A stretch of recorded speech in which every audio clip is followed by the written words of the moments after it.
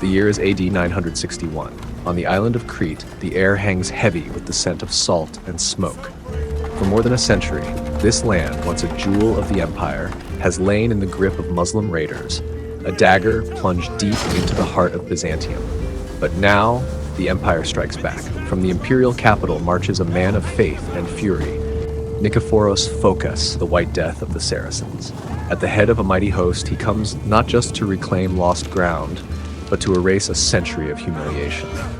The city of Chandax stands defiant, its walls high, its defenders fierce, its faith unbroken.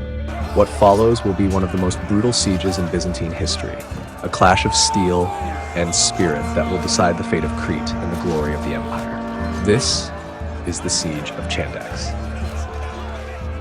The conquest of Crete by the Muslims around AD 824 marked a decisive turning point in the struggle between Byzantium and Islam for naval supremacy in the eastern Mediterranean. This event was of immense significance, for the island of Crete occupies a unique strategic position.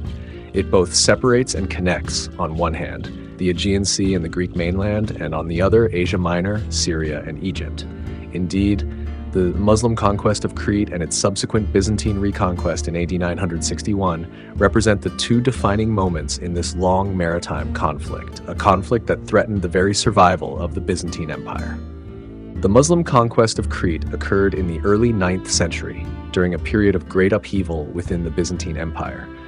The attackers were not a formal army of the Caliphate, but rather a group of Andalusian exiles, Muslim refugees expelled from Cordoba following a failed rebellion against the Umayyad rulers of Al-Andalus. Around AD 824, they sailed eastward across the Mediterranean in search of a new homeland.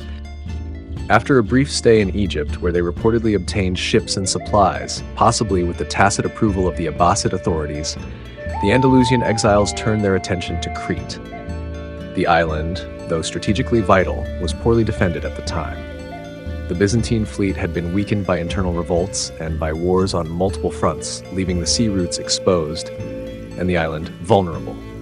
Byzantine sources provide several accounts of the Andalusian landing on Crete, though they mistakenly describe the invaders as coming directly from Spain. The chronicler Joseph Genesius records that the Andalusians first disembarked at a place called Cape Carax, a location later confused by some writers with Chandax, which would eventually become their capital. From this initial landing point, the Andalusians advanced to the site of modern Heraklion, guided, according to Byzantine tradition, by a treacherous monk who betrayed the local population.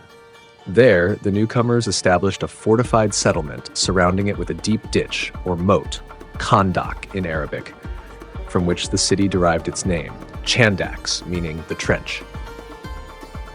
Joseph Genesius also recounts a popular tale, repeated by later Byzantine authors, that their leader, Abu Hafs, burned his ships after landing to prevent his men from retreating.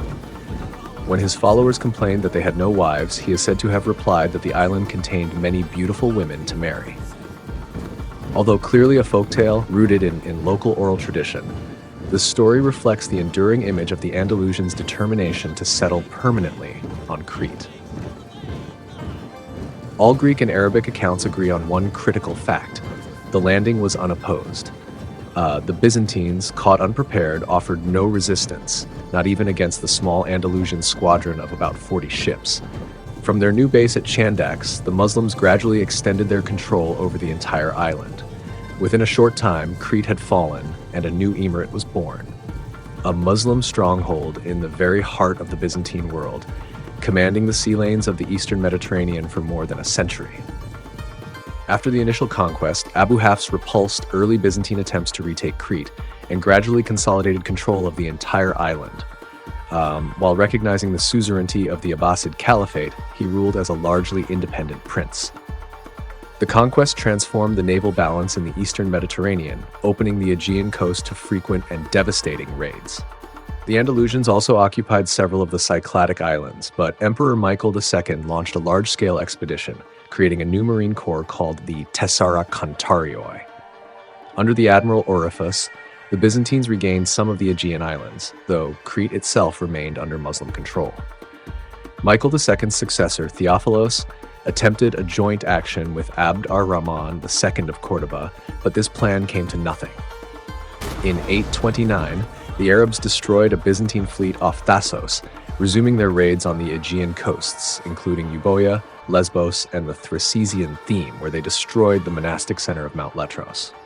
After Theophilos' death in 842, the Byzantines established the maritime theme of the Aegean Sea and sent another expedition under the Logothetes Theoktistos.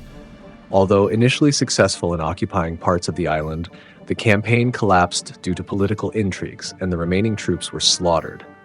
Coordinated Byzantine attacks in the 850s against Egyptian bases temporarily disrupted the Cretan Emirate, but the raids resumed in the early 860s, targeting the Peloponnese, the Cyclades, and Athos. In the early 870s, Cretan raids intensified, with fleets commanded by Byzantine renegades reaching as far as the Dalmatian coasts and the Sea of Marmara. The new admiral, Nikephoros Phocas, defeated the Cretans at Cardia and the Gulf of Corinth, taking prisoners and exacting revenge for their raids. These victories led to a temporary truce, with the emir paying tribute for about a decade. Despite intermittent Byzantine successes, Cretan raiders, often joined by North African and Syrian fleets, continued to dominate much of the Aegean. They controlled or influenced islands including Patmos, Carpathos, Naxos, Paros, and Ios, and extended as far north as Aegina and as far south as Cythera and Elafonisos. The impact of these raids was significant. Many coastal sites were abandoned, some islands deserted, and the Aegean remained a contested maritime zone. Large-scale Byzantine expeditions, such as Himerios' campaign in 911 with over 100 ships, failed to recapture the island, demonstrating the resilience and strength of the Cretan Emirate. During the 930s and 940s, Cretan pirates once again intensified their raids across the Aegean, ravaging southern Greece, Mount Athos, and the western coasts of Asia Minor. These renewed attacks posed a serious threat to Byzantine maritime security and trade. In response, Emperor Constantine VII Porphyrogenetos organized a major expedition in 949 to eliminate the Muslim stronghold on Crete once and for all. Command of the campaign was entrusted to his close confidant, Constantine Gongyals, a eunuch official rather than a seasoned military leader. Although the Byzantine fleet successfully landed on the island, Gongyals failed to establish proper defenses or prepare for counterattacks. The Cretan forces, seizing the opportunity, launched a surprise assault that overwhelmed the Byzantines. The expedition ended in disaster, with heavy losses among the imperial troops, and Gongyals himself narrowly escaping with his life.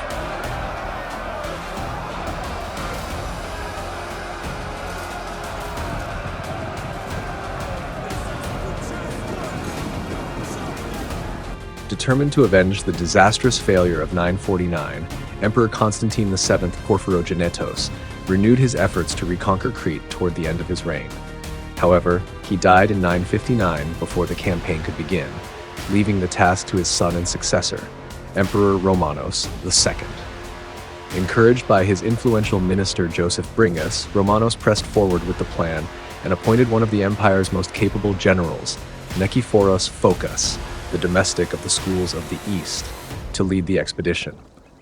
Phocas was a seasoned commander with extensive experience from the Byzantine wars against Muslim forces in Eastern Asia Minor. Under his leadership, the empire began large-scale preparations. The armies of Asia Minor were mobilized, and a massive expeditionary force was assembled near Ephesus. This campaign was far greater in scale than earlier attempts to retake Crete, made possible by the empire's recent military successes on its eastern frontiers and its stable peace with Bulgaria.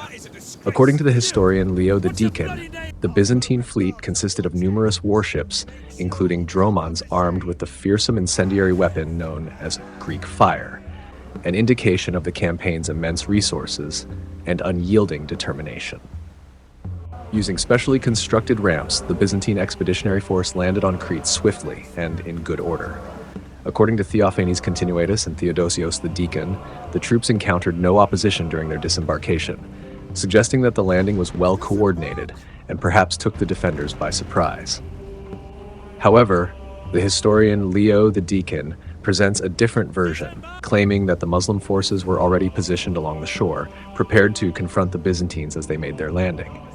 Nikephoros Phocas organized his army into 3 divisions, densely arrayed with shields and spears.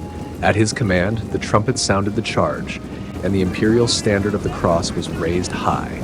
Then, with resolute determination, he led a direct assault against the enemy. A fierce battle erupted as arrows rained down like hail, but the Muslim defenders could not withstand the disciplined advance and heavy spear thrusts of the Byzantine troops for long.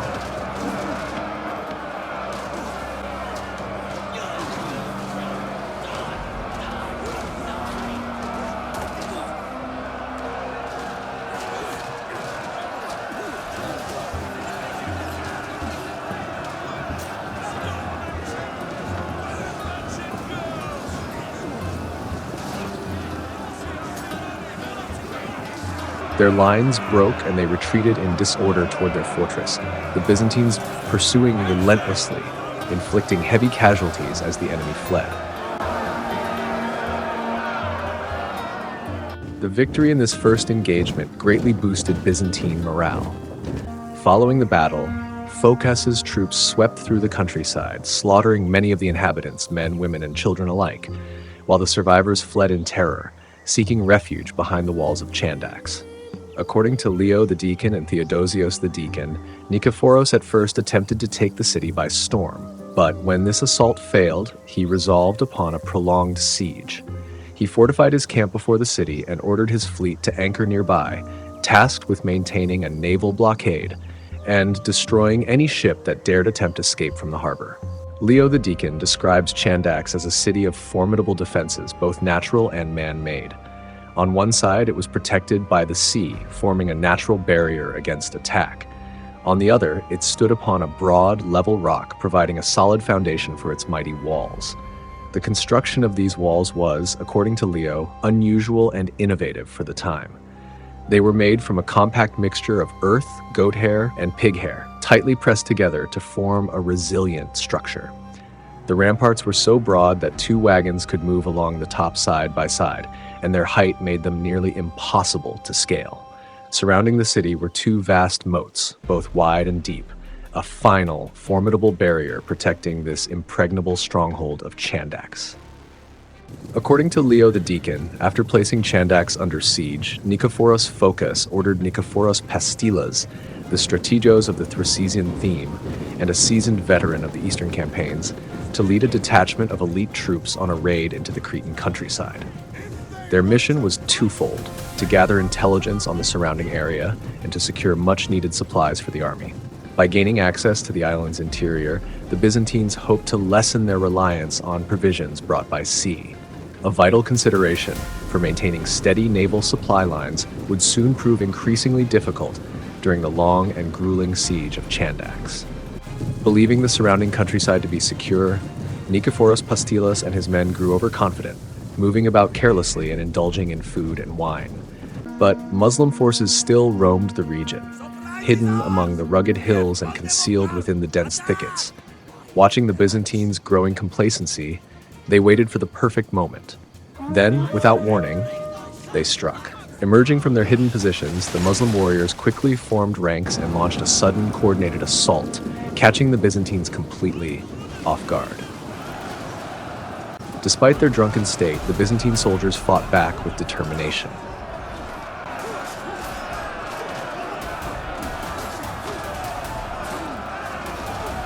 Nikephoros Pastilas himself led from the front, striking down many of his foes in the chaos. But fate soon turned against him. His horse, pierced by arrows and spears, collapsed beneath him. Undeterred, Pastilas rose to his feet and continued the fight on foot, battling fiercely even as he was wounded again and again. At last, weakened by blood loss, he collapsed and died where he stood, a warrior's death amid the dust and cries of battle. With their commander fallen, the Byzantine line broke and panic spread. The troops fled in disorder, only to be cut down by the relentless Muslim pursuers. Of the entire detachment, only a few survived to reach the safety of the main camp. Upon receiving word of Pastilas' disastrous defeat, Nikephoros Phocas acted swiftly and decisively. He understood the danger.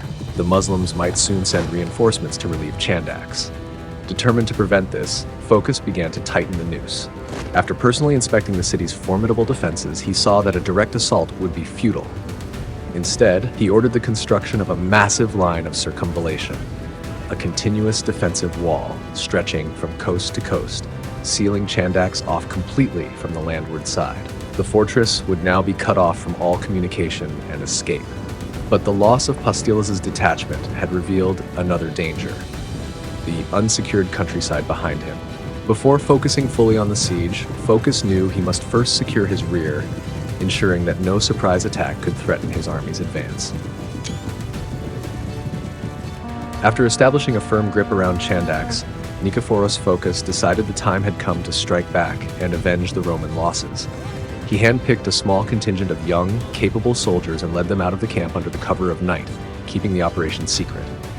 As they advanced some distance into the Cretan countryside, they captured a few enemy scouts.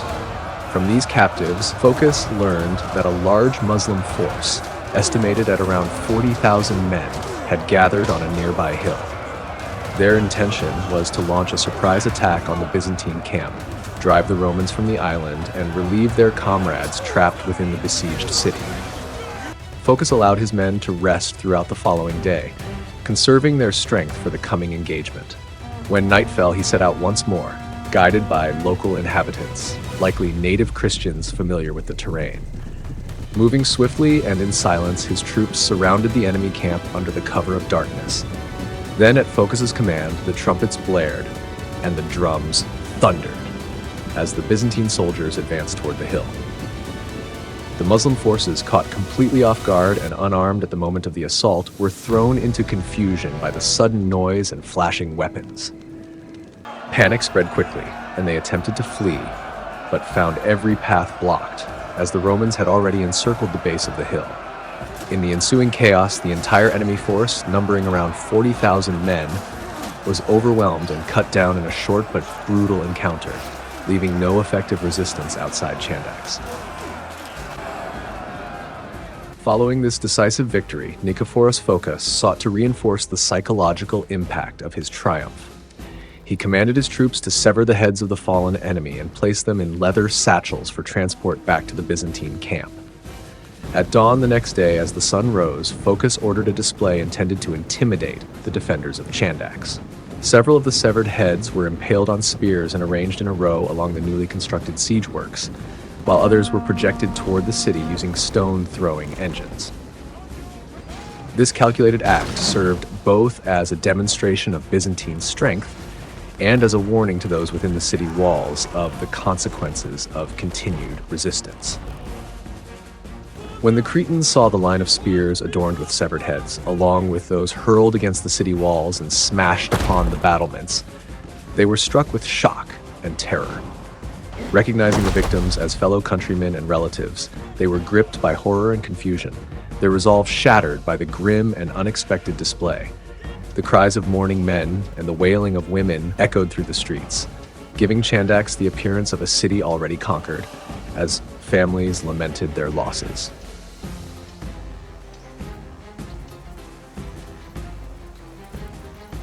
Despite this psychological blow, the defenders did not immediately surrender. Confident in the strength of their fortifications, they rallied their courage, remaining fully armed and prepared to resist any Roman assault. The city's inhabitants were determined to stand their ground, ready to fight, anticipating that any attack would be met with fierce and organized resistance. At Phocas's signal, the trumpet sounded across the siege lines, and the Byzantine soldiers, charged with resolve, advanced toward the formidable walls of Chandax. The battle erupted with extraordinary intensity. Javelins flew in every direction, arrows fell like winter snow, and massive stones hurled by siege engines crashed relentlessly against the city's battlements. The defenders, though taken by surprise and demoralized by the earlier display of severed heads, fought with desperate courage. From the walls, they loosed volleys of arrows, dropped enormous stones, and hurled axes down upon the attacking troops. Every available means of defense was employed, and every blow delivered in retaliation for the losses they had already suffered. The danger was immediate and absolute. Survival itself demanded extraordinary effort. Driven by despair, the Cretan defenders resisted with unyielding determination, their courage amplified by the knowledge that failure meant death. For a time, the siege became a contest of sheer endurance and skill, each side testing the limits of human strength and resolve under the relentless fury of war. Observing the formidable defenses of Chandax, Nikephoros Phocas recognized the futility of a direct assault. The city walls were exceptionally high, reinforced with earth and hair, and protected by two deep moats that encircled the stronghold. The Cretan defenders, driven by desperation and a willingness to die rather than surrender, fought with extraordinary courage and discipline. Realizing that an immediate attack would expose his troops to relentless missile fire from above and likely result in needless slaughter, Phocas chose restraint. He decided that the city would not be taken by force at that moment. Instead, he would let famine and attrition weaken the defenders. By postponing the assault, he could buy time to prepare heavy siege engines and other specialized machinery capable of breaching the walls. In this way, he transformed patience into a strategic weapon, ensuring that when the final attack came, it would be decisive rather than reckless. Seniors! Lead your sections! You can stop that now, they're all dead! Around this stage of the siege, the Emir of Crete, Abdelaziz, sought assistance from other Muslim rulers in the region. Contemporary Arabic sources and surviving diplomatic correspondence suggest that several leaders expressed willingness to provide support. However, despite these offers, no substantial aid ultimately reached Chandax, leaving the city isolated and reliant solely on its own resources against the besieging Byzantine forces. The second major assault on Chandax occurred in March 961. In this attack, the Byzantines employed far more advanced and powerful siege engines than in previous attempts, yet they were still unable to breach the city's formidable defenses. The Muslim defenders, demonstrating both skill and caution, remained just beyond the effective range of the Greek archers. This allowed them to maintain their presence along the walls and continue their defensive efforts, while avoiding the full impact of the Byzantine bombardment.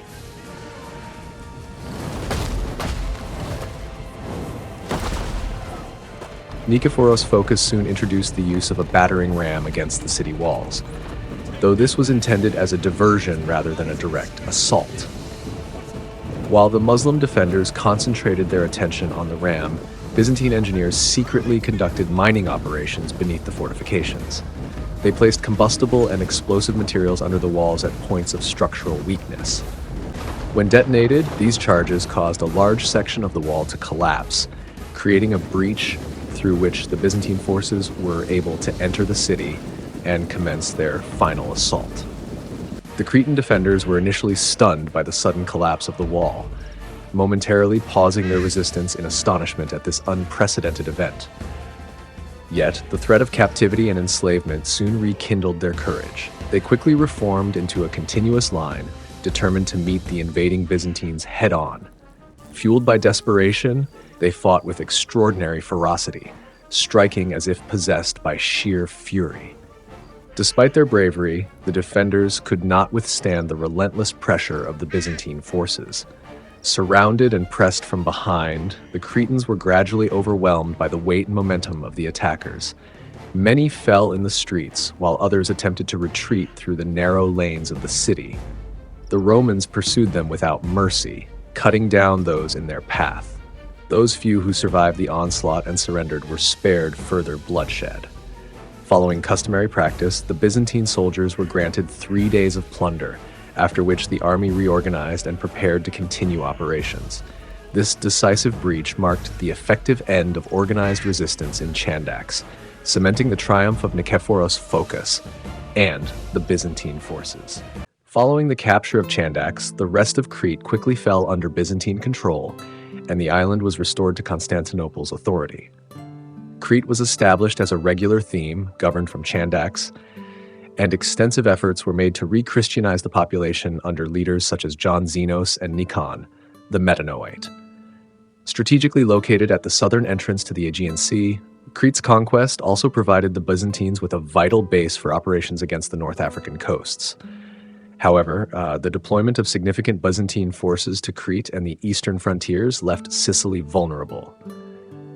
The Fatimids seized Taormina and besieged Rametta, ultimately defeating the Byzantines in 964 and completing their conquest of Sicily.